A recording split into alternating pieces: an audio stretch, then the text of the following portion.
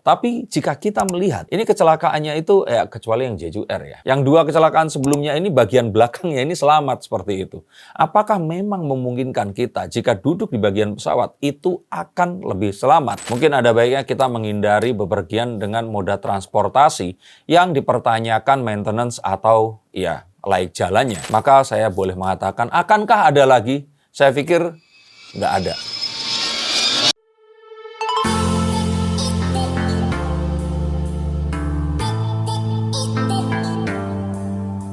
Per hari ini dikabarkan ada 4 kecelakaan pesawat yang terjadi. Dan ini sangat mengagetkan, menyebarkan kesedihan, dan menakutkan kita semua karena terjadi di musim liburan, di mana mungkin saja separuh masyarakat bumi ini sedang bepergian. Akankah kecelakaan akan terjadi? Di mana mereka akan terjadi?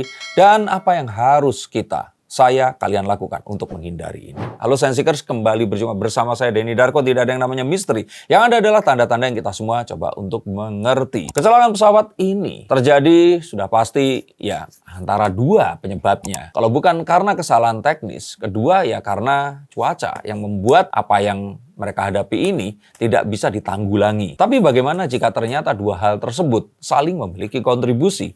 Ini yang konon terjadi dalam kecelakaan yang terjadi pada Jeju Air. Dan meskipun ini sulit untuk membuktikan benar adanya atau hanyakah ini perusahaan pesawat terbang yang berusaha untuk melemparkan kesalahan kepada operator mereka. Ini konon katanya petinggi operasional mereka yang tidak melakukan perawatan atau maintenance pesawat dengan baik sehingga terjadi malfunction. Tapi memang sesuatu yang sulit untuk diabaikan jika ternyata 3 dari 4 pesawat tersebut adalah pesawat Boeing semuanya. Meskipun kita tidak akan bisa mengatakan bahwa Boeing yang menyebabkan atau kondisi ini, tapi kita harus tetap mencoba untuk mengawal, mencari tahu, dan benar-benar berusaha untuk menginvestigasi dengan mandiri apa penyebabnya. Konon penyebabnya adalah serangan dari sekawanan burung yang melakukan migrasi, dan ini sesuatu yang wajar terjadi karena pergantian musim membuat burung ini berusaha untuk mencari tempat yang lebih hangat. Tapi harusnya sesuatu yang sifatnya itu berulang-ulang ini kan bisa ditanggulangi dengan mudah.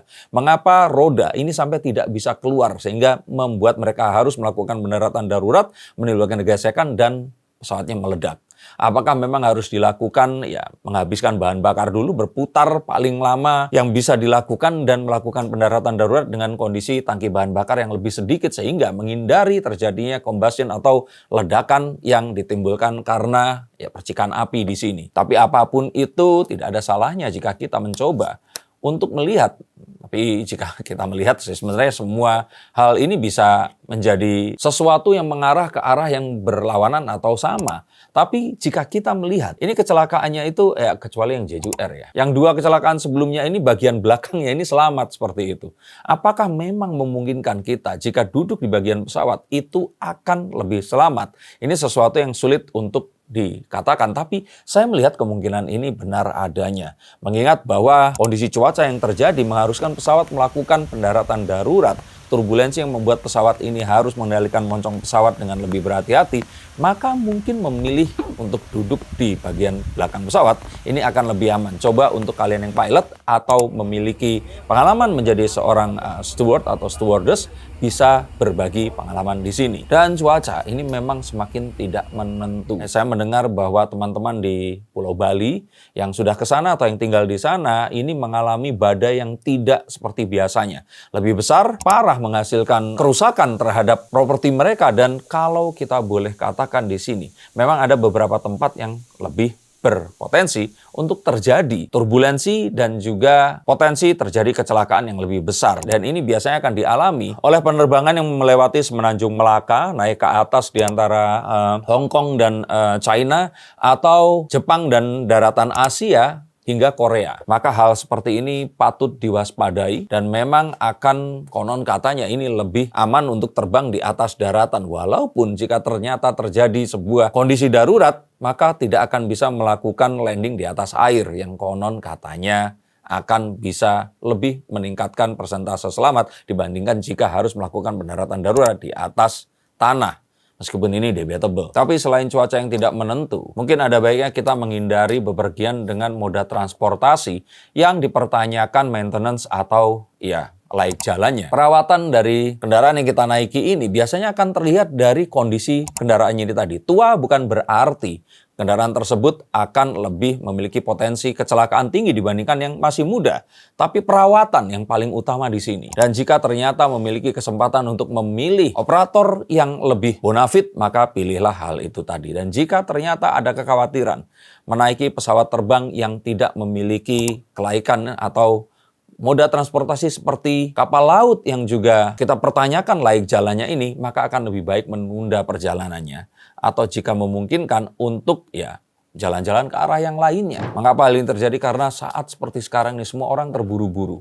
Semua orang akan macet di jalanan dan mereka akan berusaha untuk mengutamakan diri mereka sendiri. Maka ada baiknya jika kita bepergian dalam sebuah grup, kita taking care of our group ini tadi, orang-orang sekitar kita, dan kita juga harus memperhatikan dan mengutamakan keselamatan orang-orang yang lebih tua atau mungkin lebih muda, yang mereka ini tidak bisa melakukan tindakan penyelamatan sendiri seperti lansia dan anak-anak. Dan selain itu hindari juga menaiki sebuah moda transportasi yang memang dari awal ini sudah ketahuan overload. Kita akan tahu bahwa kecelakaan terutama di air ini terjadi karena overload, kelebihan muatan, dan ini sesuatu yang sangat lazim terjadi dan patut dihindari. Jangan jadi korban berikutnya dari moda transportasi yang melebihi beban yang seharusnya sehingga kontrol akan sulit dilakukan, dan jika terjadi sebuah gangguan yang ditimbulkan oleh cuaca, kecelakaan ini tidak akan bisa dihindari. Meskipun dengan terjadinya kecelakaan pesawat terakhir ini, maka awak penerbangan ini akan lebih berhati-hati dan para teman-teman yang bekerja di maintenance ini akan melakukan pengecekan dengan lebih seksama lagi.